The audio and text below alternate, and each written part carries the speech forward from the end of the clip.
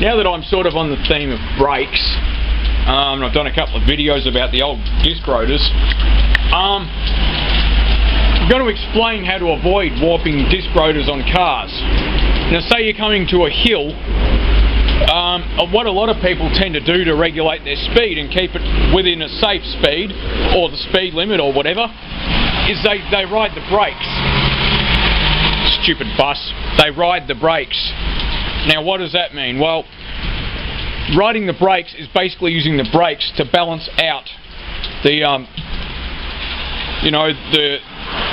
the fact that the car's going down the hill, gravity. It's balancing out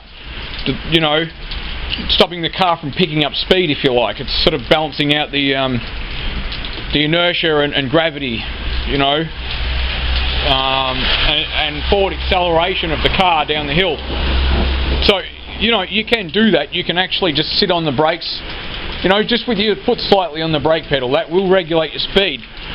But what you've got to understand about brakes is that the way they work. Now, if we've got these two rotors here, you've got hydraulic fluid, which is brake fluid, and got these pads.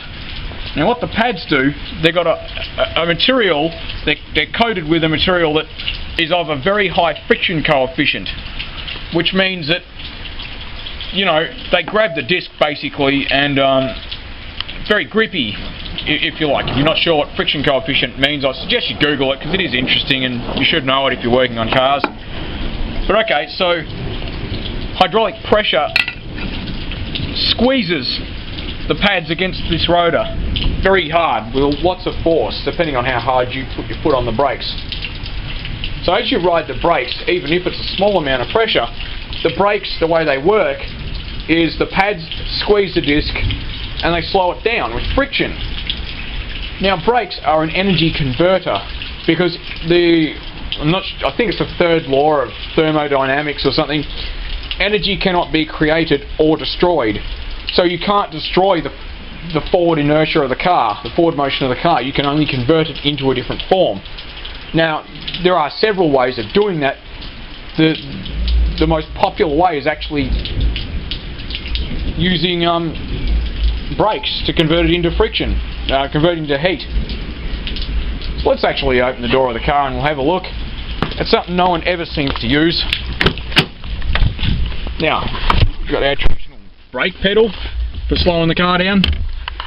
I also got this. Now, a lot of people are really scared of actually using this, but this is here for a reason, okay? Now, going down a hill in drive, starts picking up speed. Well, the first thing you should do is shift it down to third. And that it depends what speed you're doing. If you're doing a really high speed, you shouldn't be just downshifting it all the way to first or something, but most automatics, like this one for example, has a lockout. So at 60 kilometers an hour, the auto won't shift into first.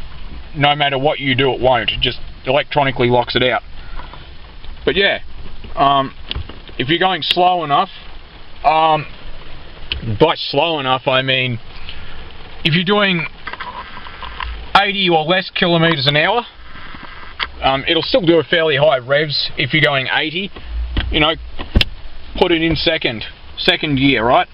And that will use the engine to slow the car down.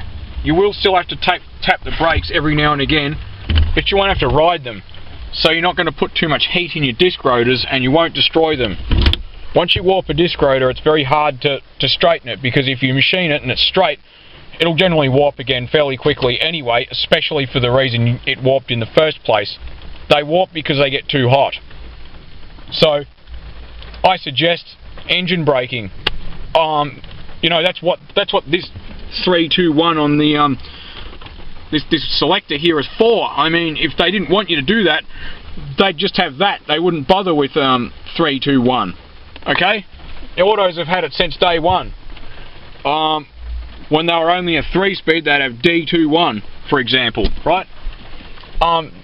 Disc rotors can only shed so much heat, They're not designed to continuously shed heat to stop them from warping. That's the fact. If you put too much heat into the rotors, everything will get really hot, including the calipers, and that's very bad for everything. They're not supposed to get extremely hot, like they're not supposed to glow red. I mean, if you smell your brakes and they're too hot, you know, downshift. It could potentially save you money. It'll save your pad wear, it'll save the discs from warping. So yeah, just a short video, you know, driving tip, I guess.